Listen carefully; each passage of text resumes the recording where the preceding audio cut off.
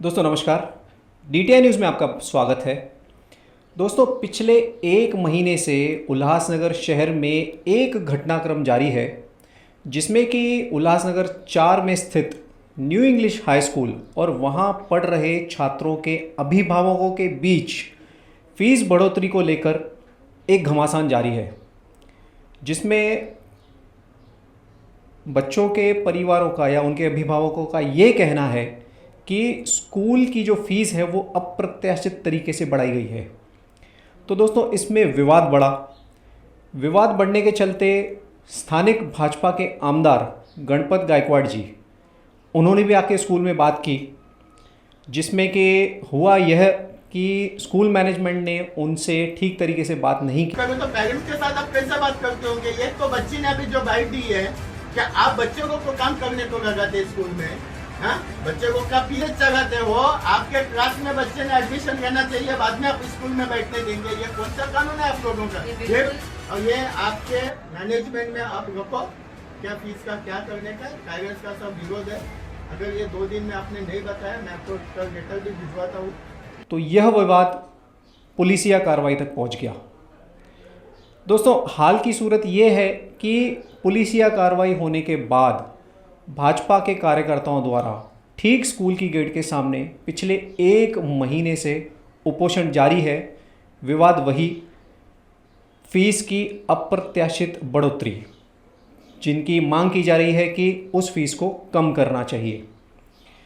तो दोस्तों अब हाल ही में 2 दिन में ये विवाद जो है वो तब और ज़्यादा बढ़ जाता है जब महाराष्ट्र नवनिर्माण सेना की उल्लासनगर इकाई और उसके कार्यकर्ता अपने हाथों में इस मुद्दे की कमान लेते हैं। पहले तो वे इस मामले को लेकर एक सिग्नेचर कैंपेन करते हैं फीस बढ़ाने के खिलाफ, पर उसके बाद 2 दिन पहले स्कूल में फीस के खिलाफ नारे लगाते हुए स्कूल में आकर वो तोड़फोड़ भी करते हैं और फिर से यही मांग करते हैं कि अप्रत्याशित तरीके से जो फीस बढ़ाई गई है उसे कम किया जाए।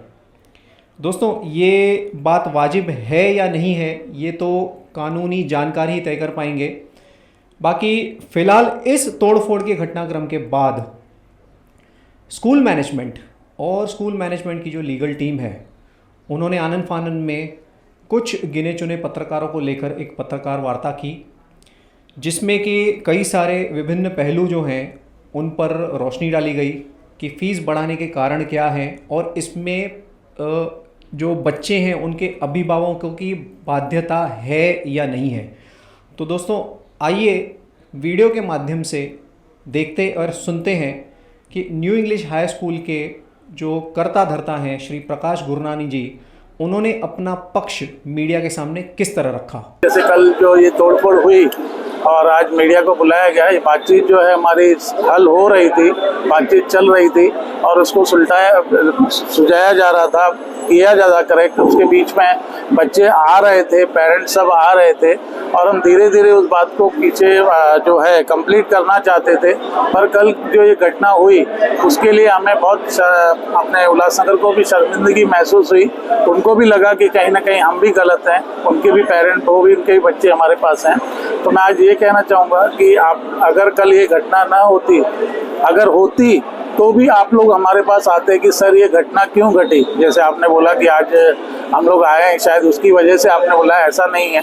अगर कल कहीं पे भी समाज में देखिए रोड पे खड्डा होता है तो आप कॉर्पोरेशन में कमिश्नर के पास जाते हैं, कुछ घटना घटती है या कोई इलेक्ट्रिक से करंट से लग जाता है तो आप लोग जाते हैं। तो कल जो घटना हुई उसको हमको देखते हुए हमारे बच्चों का हमें जो प्रॉब्लम आएगा, अगर किसी को लग जाता था, अगर बीच में जो घटना हुई हमारे टीचर्स जो हैं किसी बच्चे द्वारा हर्ट होती है, मैं तो दिखाऊंगा कि वो मेंटली हर्ट भी हो चुकी हैं और एक टीचर के ऊपर जो FIR दाखिल हुई, सर भी बताएंगे, वो बच्ची जो है वो बहुत ही उसका मनोबल टूट चुका है, वो आना नहीं चाहती है। अगर आज देश का विकास करना है, बच्चों को एजुकेशन देना है तो कहीं ना कहीं हमें टीचर्स को भी रेस्पेक्ट देनी है। पेरेंट्स को भी ऐसा नहीं है कि आके अपने 2 शब्द गलत बोलने हैं, उनको लगेगा कि टीचर्स हमारा भविष्य नहीं है। तो टीचर्स ही उनका भविष्य है। सेकंड भविष्य जो है उनके माँ बाप हैं और उसके बाद में टीचर्स हैं। और हम टीचर्स होके आज 60 साल से हमारे बच्चों को सिखा रहे हैं, पढ़ा रहे हैं, उसकी वजह से बच्चे आगे जा रहे हैं। और कल की घटना का मुझे भी बहुत खेद है कि बहुत ये हुआ, अगर बातचीत हो रही है, एक से बातचीत हो रही है, अगर वो बातचीत कंप्लीट नहीं हुई, अगर उसकी वजह से कुछ ऐसा होता है तो मुझे बहुत दुख हुआ इस बात को देखकर कि ऐसा भी कभी उल्लासनगर में होगा। तो मैं इसका निषेध करता हूँ, ये जो घटना है उसका मैं बहुत दुख से ये चाहता हूँ कि ये आगे ना हो। इस न्यू इंग्लिश के ऊपर को लेकर पिछले 1-1.25 महीने से आपके स्कूल के बाहर कुछ लोग प्रदर्शन कर रहे हैं। जो कल की घटना हुई, आपको 1 महीने से ज़्यादा समय लग गया सरकारों से बात करते। आप जो बोल रहे हैं आज कॉर्पोरेशन के बाहर भी आप लोग या हर जगह आपने देखा होगा कि गोल मैदान या बॉम्बे के जो हैं, जहाँ पर 1-1 साल से अभी स्पोर्ट्स का हुआ था, वहाँ पर 1-1 साल से बाहर बैठे हैं, पर उनको सुलझाया जा रहा है। आपके साथ बातचीत होने के बाद भी अगर आप बैठना चाहेंगे तो हम तो रोक नहीं सकते हैं। आपके घर के सामने अगर कोई आके खड़ा हो जाता है, बैठता है, आपने उसको 10 बार बोला, ऐसा बातें हुई है, सुलझाने की कोशिश की गई है, तो अगर आज ये नहीं, कल दूसरे भी आएंगे कि हमें भी चांस दो, वो भी आके 2 महीना बैठेंगे। हम कितने लोगों को हमारे अपना स्कूल का जो है डिसिप्लिन उसको मेंटेन नहीं करें, बच्चों को नहीं पढ़ाएं और वही मुद्दे हम लेके सॉल्व करें। आज ये सब आप लोगों के सामने सॉल्व हो चुका है। सॉरी टू से पेरेंट्स, देखिए पेरेंट्स हमारे पास रेगुलर आ रहे हैं, पेरेंट्स अपने बच्चों को लेके आ रहे हैं। पेरेंट्स का व्हाट्सएप ग्रुप है जहाँ पर पेरेंट को कहीं ना कहीं कुछ ये लगता है तो हमारे पास आता है। आज 60 सालों से कभी उनको कुछ प्रॉब्लम नहीं है, हर समय होता है, कहीं ना कहीं छोटा मनमुटाव होता है, हमारे पास आएंगे, हम डेफिनेटली उनको हेल्प करेंगे। और मैं आज भी बोलता हूँ कि ऐसा कुछ भी नहीं है, सबके व्हाट्सएप ग्रुप हैं, सब लोग आके मिल रहे हैं। पेरेंट जो है उसमें कुछ लोग, मैं बोलता हूँ अगर गिने चुने अगर मैं 10 पकड़ूंगा ना तो 10 लोग हैं जो चाहते हैं। अगर मैं बोल दूंगा कि पहले कंपनियां बड़ी हमारे भारत में बंद होती थी, किसके लिए? एक नेता होता था, वो अपना 10 लोगों को लाके और कोई बात को आगे रखता था और कंपनी को ख़त्म, जिसकी वजह से पूरा आज अगर इसको कुछ होगा तो पूरा स्कूल को नुकसान होगा, ना कि आपके जो है 10 लोग हैं। हमारे साथ हर साल है, मैं आपको रिकॉर्ड दिखा सकता हूँ कि कहीं ना कहीं एक आध पेरेंट जो होता है हमें तकलीफ देता है, हम छोड़ देते हैं, मैं ठीक है जाओ ओके। सर पेरेंट्स का आरोप था कि गए वर्ष जो फीस 5,000 के करीब थी वो 15,000 की। देखिए ऐसा फीस बढ़ाई गई है? कुछ भी बढ़ाया नहीं, आपके सामने अभी आपको सब बातें वो मैं वापस रिपीट नहीं करना चाहता हूँ और आप बार बार उसी चीज़ को रिपीट करवाना चाहते हैं। और क्यों कर रहे हैं, मैं अभी आप मीडिया को कहूँ कि नहीं, इनका भी कोई इसमें कुछ है जो आप बार बार सब जब खत्म हो गया बाइट दे रहे हैं। मेरा जो है विश्वास आप लोगों पे, अगर मैं नहीं बुलाता था, मैं क्यों बुलाऊं, मैं 10 अपने मीडिया, लेकिन आप सबको आमंत्रित किया, देखिए मैंने सब जवाब हमारे इन्होंने दे दिए हैं। दोस्तों देखा आपने कि न्यू इंग्लिश हाई स्कूल के जो कर्ता धर्ता प्रकाश गुरनानी जी हैं, उन्होंने अपना पक्ष रखते हुए सिलसिलेवार तरीके से सारी बातें जो हैं वो स्पष्ट की, पर जवाब और सवाल करते हुए जवाबों को लेकर दोनों तरफ से खींच साफ दिखी। दोस्तों इसी मुद्दे पर जब पत्रकारों द्वारा राइट टू एजुकेशन का मुद्दा उठाया गया, तब माइक की कमान जो है लीगल टीम से उल्लासनगर बार एसोसिएशन के गणमान्य प्रेसिडेंट श्री छोटू पैंथालिया जी जो वहाँ मौजूद थे, उन्होंने कमान संभाल ली और राइट टू एजुकेशन के मामले में उन्होंने अपनी सफाई पेश की। आइए सुनते हैं उन्होंने क्या कहा। एक 1.5 महीने से ये थोड़ा सा एक डिस्प्यूट चल रहा था जिसमें मिसअंडरस्टैंडिंग इस तरह की थी कि स्कूल ने फीस बढ़ाया है, कुछ पॉलिटिकल पार्टीज इसमें इन्वॉल्व हो गए।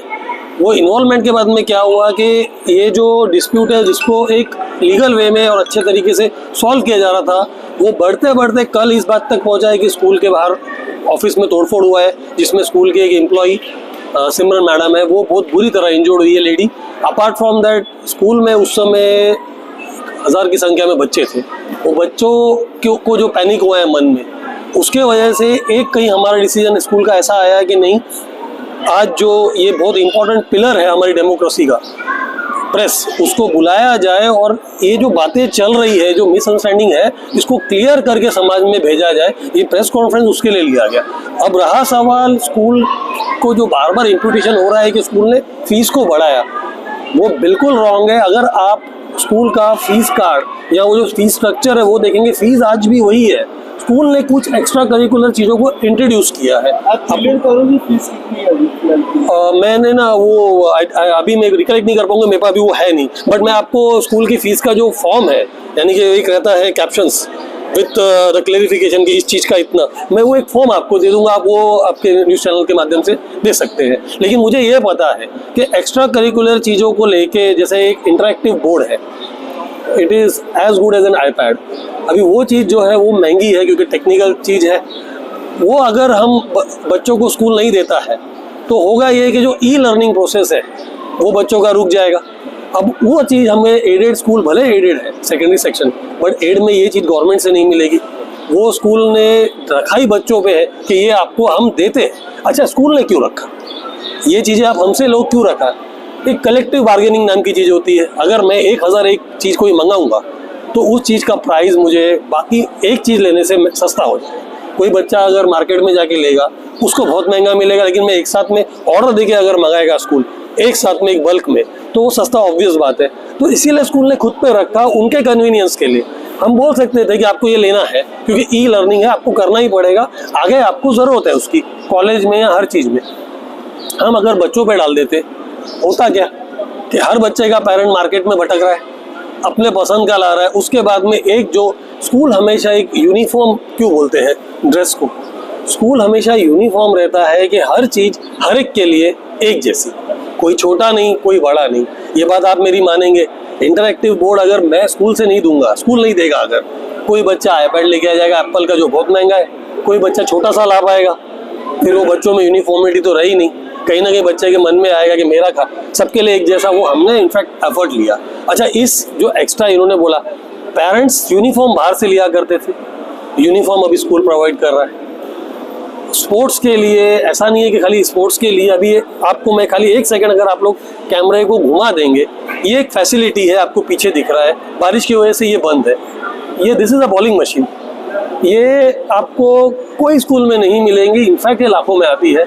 और ये इसका यूज़ ये रेंट पे वगैरह नहीं दिया जा रहा है, ये यहाँ पे यूज़ होती है स्कूल के बच्चों के खेलने के लिए। साथ के साथ स्कूल के बच्चों के लिए वो जो कोई भी स्पोर्ट्स के लिए ड्रेस है, ट्रैक है या कुछ भी है, वो प्रोवाइड। और ये जो पैसे एक्स्ट्रा बोले जा रहे हैं बार बार, जो इमेज एक जा रही है कि भाई एक्स्ट्रा पैसा, ये उन चीज़ों के लिए है। उसमें भी अगर कोई बच्चा बोलता है कि नहीं हमें नहीं करना तो वो नहीं लिया जाएगा, वो आपको ऑलरेडी क्लियर किया गया।